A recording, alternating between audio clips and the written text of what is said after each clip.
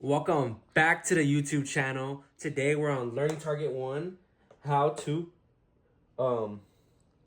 convert polynomials from factored forms into standard form by Dr. Daniel and Matthew Reels. So let's get right into it. Woo! I want to go. All right, what's up, guys? So for problem 1, our problem will be y equals x parentheses x plus 5 parentheses. Okay, so before I start answering this question, a few vocabulary words that we're going to use is multiplying, distributing, and standard form. These are pretty basic words that... And we'll be also using the box method. Oh yeah, my apologies, Later the on. box method as well. Alright, so first and foremost, we're going to use a nice little trick called the arrowing tool. So we're just going to move this x right here and this x right there. Okay, so what we're going to be doing right now is we're going to be distributing this x into everything inside of these two parentheses. So we're going to multiply. So x times x equals x to the power of 2, right there. And then x times 5 equals 5x. So we have those two. So after multiplying, we have to combine these results. So by combining them, it will be y equals x to the power of 2 plus 5x. There we go. Expression is in standard form because it's written as a polynomial in the powers of this x right here. Oh, oops. The x shown right here. So that's problem 1. So our final answer would be this, and that's not that hard at all. It's pretty simple, right?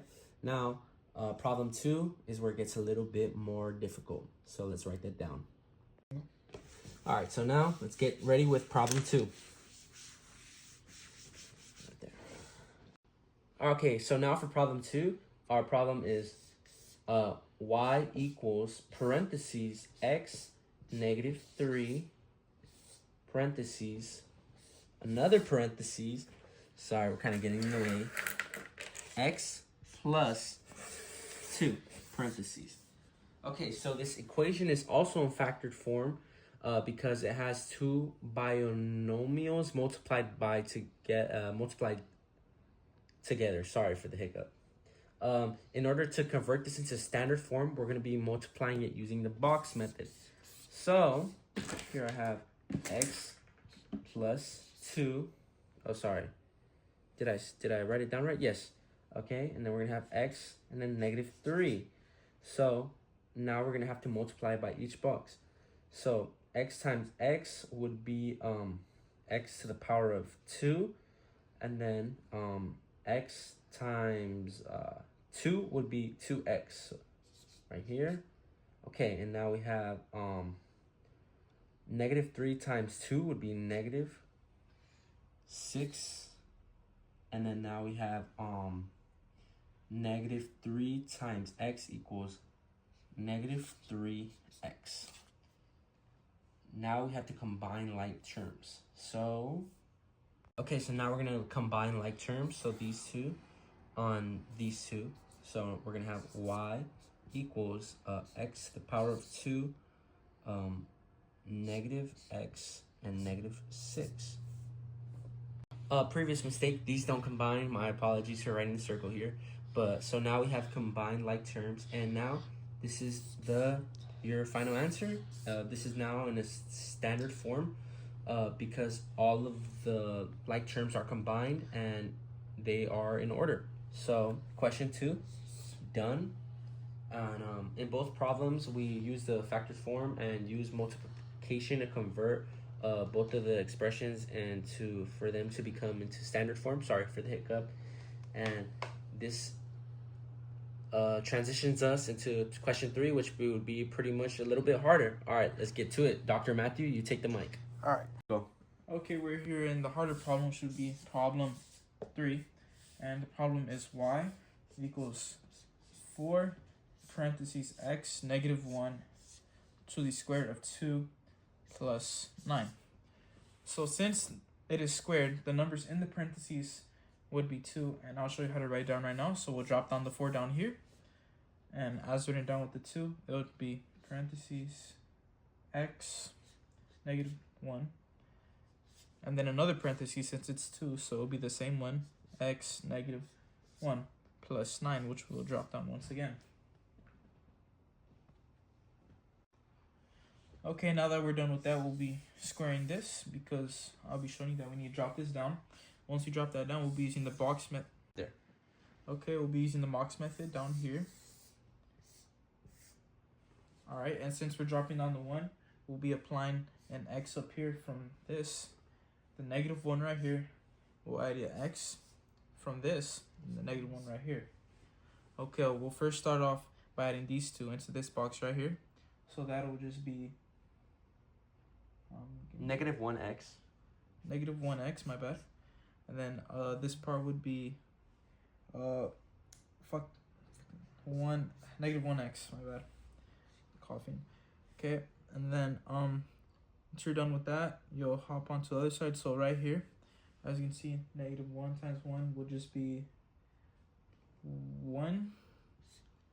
And then x times negative 1 would just be negative 1x. Yeah. Okay, pretty nice.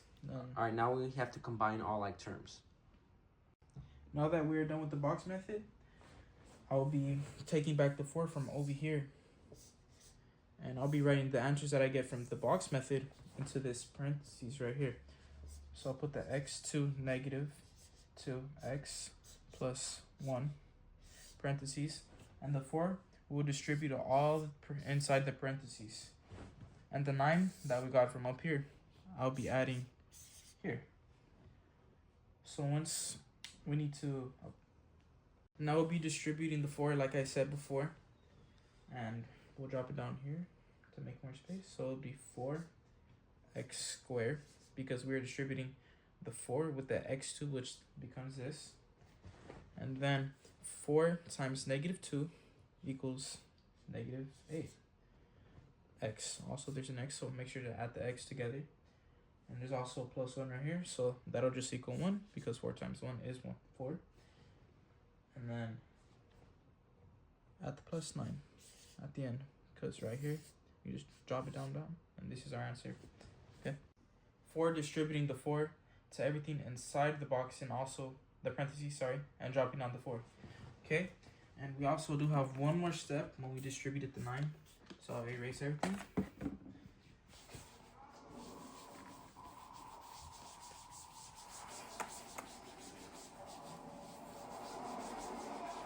Alright, sorry for the wait, guys.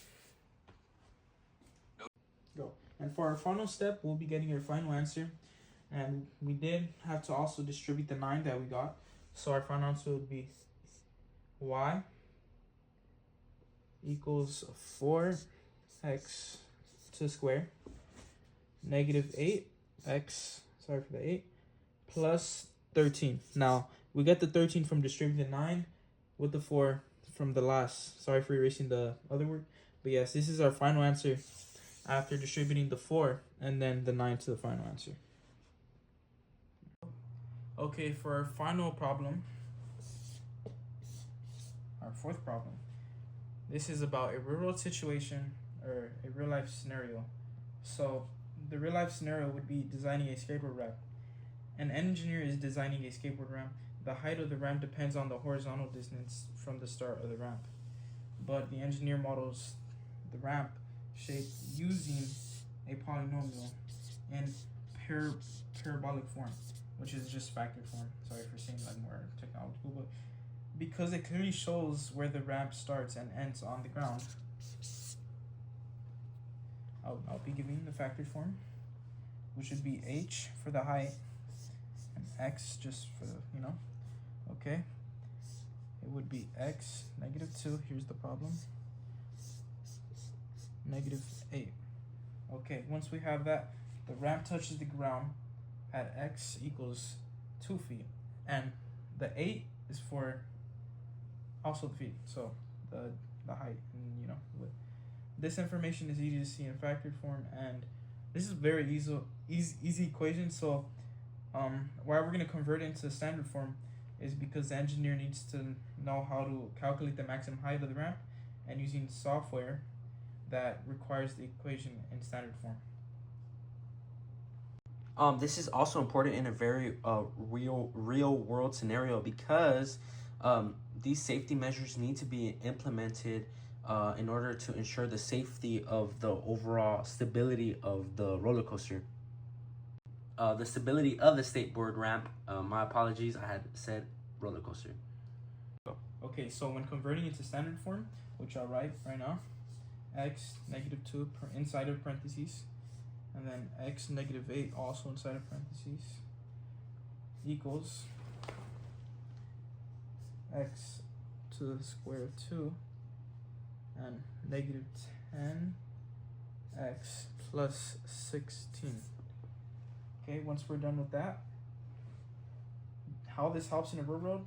So let's say right here, x2, the term shows how steep the ramp curves. The -10x determines how it helps where the maximum height occurs, and the 16 is the constant, which helps calculate exact height at specific distances. Alright, I'll be giving a quick little example. So yeah. Alright, for example, at x, let's say x equals 5 feet, right? I'm right on the equation. Okay, x parentheses 5, my bad, equals 25 -50 plus 16 equals 9. And with that example, I'd say we're done with showing examples of how it works and how this helps out with a road experience of such as making ramps for skateboards or anything else that has to do with curvatures and distances. So the big idea on everything is that factored form is useful for finding where something starts and ends, and standard form is useful for calculations, graphing, and optimism. And that'll be all. And just as a side note, a lot of people may think that math is useless in the real world, but when it comes to being an engineer or a civic engineer, this is something that ultimately could help save lives. Something as little as a skateboard ramp, if designed improperly, can lead to severe injury or sometimes maybe even death. But sorry to end the video off on such a serious note, but overall that was our fourth question, our real world example. And consider this video done. Make sure to like and subscribe, and we hope you learned something.